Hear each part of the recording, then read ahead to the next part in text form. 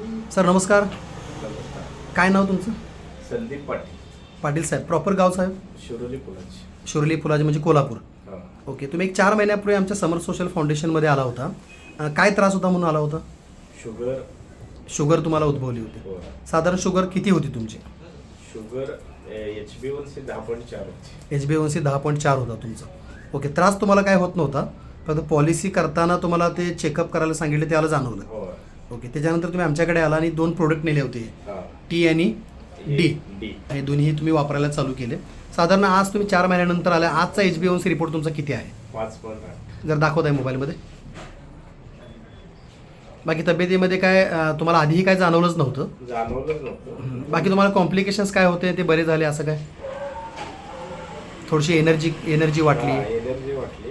हां. जस्ट फक्त शुगर झाली होती आणि त्यानंतर तुम्ही इथं आला होता. आलो. येस. आता जो रिपोर्ट काढला आहे तो कधी काढला आहे? 2 तारखेला काय? 2 तारखेला काढला आहे. एज किती आहे? 38. 38 एज आहे. हा आहे तुमचा रिपोर्ट सध्याचा. आधी किती होती म्हटलं तुम्ही? 10.4 HbA1c होता. सध्या तुमचा HbA1c आहे 5.8 आणि PP शुगर आहे 119. म्हणजे टोटल नॉर्मल रिपोर्ट तुमचा आलेला आहे.